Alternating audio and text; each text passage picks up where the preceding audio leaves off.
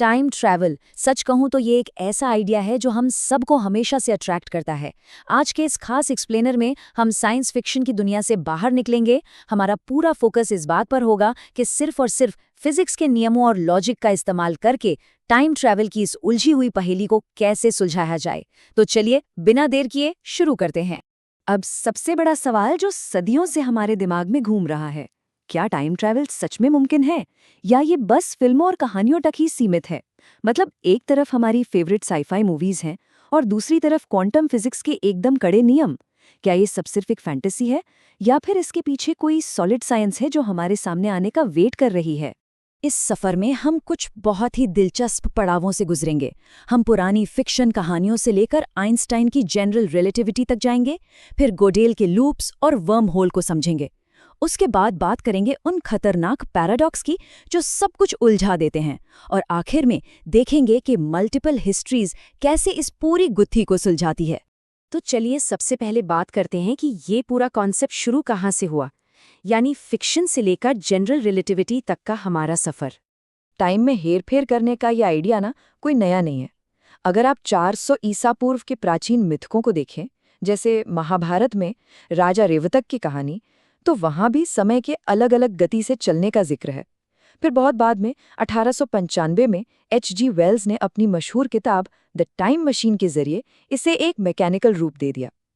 लेकिन असली game changer तब आया जब 1915 में अल्बर्ट आइंस्टाइन ने अपनी जनरल रिलेटिविटी की थियोरी दी। रातों रात ये कॉन्सेप्ट एक कहानी से एक प्योर मैथमेटिकल रियलिटी में बदल गया। आइंस्टाइन की थ्योरी ने हमें बताया कि स्पेस टाइम एक चादर की तरह है जो भारी चीजों के कारण मुड़ जाता है।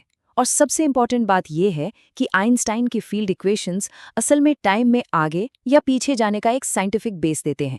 अगर स्पेस टाइम किसी तरह बहुत ज्यादा मुड़ जाए या एक गहरा ग्रेविटी वेल बना ले, तो थ्योरेटिकली पास्ट और फ्यूचर दोनों में ट्रैवल करना पॉसिबल है। मतलब हमारे ब्रह्मांड का फैब्रिक ही खुद इस सफर की चाबी है। यहीं से एंट्री होती है कुछ बहुत ही कमाल के मैथमेटिकल प्रूफ्स की। आइए गोडेल और क्लोज्ड टाइम लाइक कर्व्स के बारे में बात करते हैं। अब ये क्लोज टाइम लाइक कर्व क्या है? आसान भाषा में समझे तो स्पेस टाइम में एक ऐसा रास्ता जो आगे बढ़ते बढ़ते वापस मुड़कर एक बंद लूप बना लेता है। सोचिए, अगर अंतरिक्ष में ऐसा कोई लूप सच में हो तो उस रास्ते पर चलने वाली कोई भी चीज या इंसान वापस अपने ही पास्ट में लौट सकता है। ये आइडिया टाइम ट्रैवल को एक अमूर्त सोच से निकालकर एक ज्योमेट्रिकल पॉसिबिलिटी बना देता है।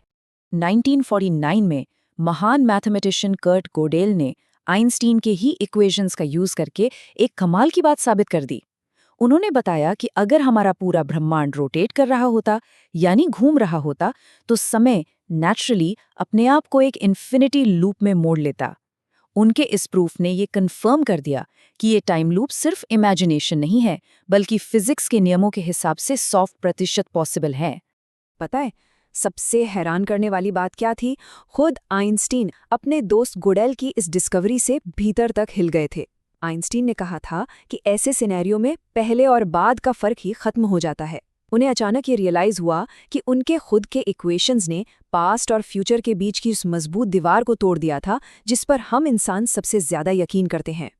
चलिए अब थ्योरी से थोड़ा आगे बढ़ते हैं और देखते हैं कि अगर हमें सच में एक टाइम मशीन बनानी हो तो वो कैसी होगी। जी हाँ, हम बात कर रहे हैं वर्म होल की। अगर आपको स्पेस टाइम में एक सुरंग या वर्म होल बनाना है तो उसे खुला रखना सबसे बड़ा चैलेंज है, वरना ग्रेविटी उसे तुरंत कुचल देगी। इसे खुला रखने के लिए हमें नेगेटिव एनर्जी वाले एक बहुत ही रेयर एक्सोटिक मैटर की जरूरत होगी। सुनने में इम्पॉसिबल लगता है ना, लेकिन क्वांटम फिजिक्स का कैसिमिर इफेक्ट हमें बताता है कि यूनिवर्स में इस तरह की नेगेटिव एनर्जी पैदा करना असल में मुमकिन है। मान लीजिए हमने वर्म होल बना लिया, तो उसे टाइम मशीन में कैसे बदलेंगे? इसके 3 सिंपल स्टेप्स हैं।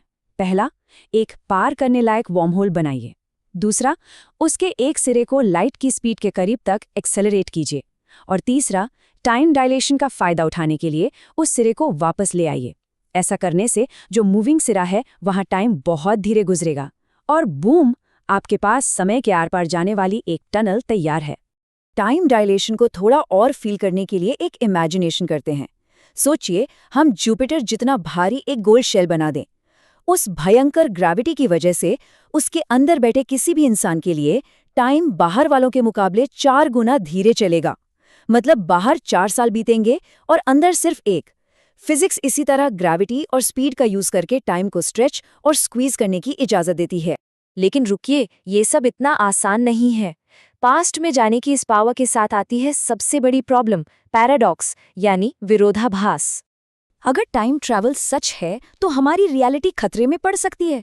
जरा सोचिए सबसे फेमस ग्रैंडफादर पैराडॉक्स के बारे में। क्या होगा अगर कोई पास्ट में जाकर अपने ही दादाजी को रोक दे? फिर आते हैं बूटस्ट्रैप पैराडॉक्स, स्विच पैराडॉक्स और पासवर्ड पैराडॉक्स। ये ऐसे लॉजिकल फंदे हैं जो दिमाग का दही कर देते हैं। ये कॉज एंड इफेक्ट के पूरे सिस्टम को उलट देते हैं और सवाल उठाते हैं कि कोई चीज बिना किसी स्टार्टिंग पॉइंट के कैसे एग्जिस्ट कर सकती है। अगर हम स्विच और पासवर्ड पैराडॉक्स को बारीकी से देखें तो ये साबित करते हैं कि अगर ब्रह्मांड की सिर्फ एक ही फिक्स्ड टाइमलाइन है तो सब कुछ गड़बड़ हो जाता है। ये बिल्कुल एक कांच के तीर की तरह है।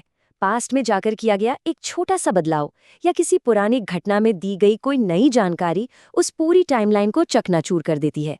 ऐसी सिचुएशंस पैदा हो जाती हैं जिन्हें सॉल्व करना नामुमकिन है।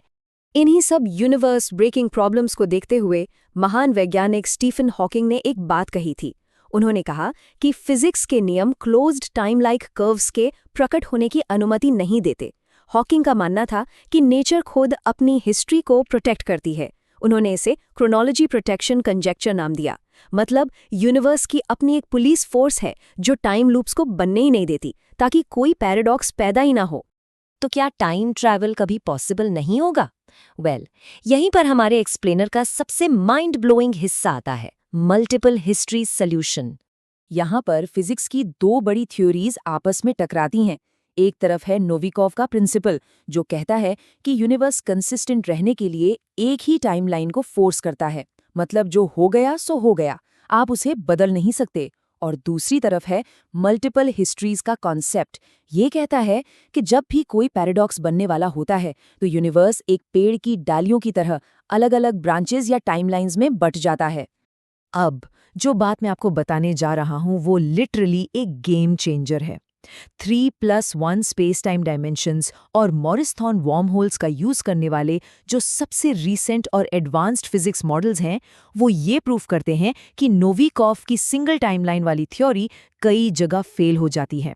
मतलब स्विच और पासवर्ड पैराडॉक्स को अगर सॉल्व करना है तो पैरेलल टाइमलाइंस ही एकमात्र लॉजिकल तरीका बचता है। और ये मल्टीपल हिस्ट्रीज वाला आइडिया ना एकदम परफेक्टली काम करता है। ये पल भर में ग्रैंडफादर पैराडॉक्स को सॉल्व कर देता है और किसी भी कॉजल लूप को तोड़ देता है। जैसे ही आप पास्ट में कोई चेंज करते हैं, यूनिवर्स एक बिल्कुल नई टाइमलाइन क्रिएट कर लेता है। आपकी ओरिजिनल हिस्ट्री भी सेफ रहती है और नई रियलिटी भी बन जाती है। और सबसे बड़ी बात, ये क्वांटम मैकेनिक्स की मेनी वर्ल्ड्स थ्योरी के साथ पूरी तरह मैच करता है। तो हम इस पूरे डिस्कशन से क्या समझे? अगर पैराडॉक्स से बचने के लिए टाइम ट्रैवल को ब्रांचिंग हिस्ट्रीज की ज़रूरत है, तो क्या इसका मतलब ये है कि अभी इसी वक्त हमारा लिया गया हर एक डिसीजन एक बिल्कुल नया यूनिवर्स क्रिएट कर रहा है? ज़रा सोचिए इस बारे में। क्वांटम चॉइसेस का ये बोझ और स्पेस टाइम का ये असली रूप, शायद हमारे यूनिवर्स की रियलिटी उससे कहीं ज़्यादा बड़ी और रहस्यमयी है जितना हम कभी इमेजिन कर सकते हैं।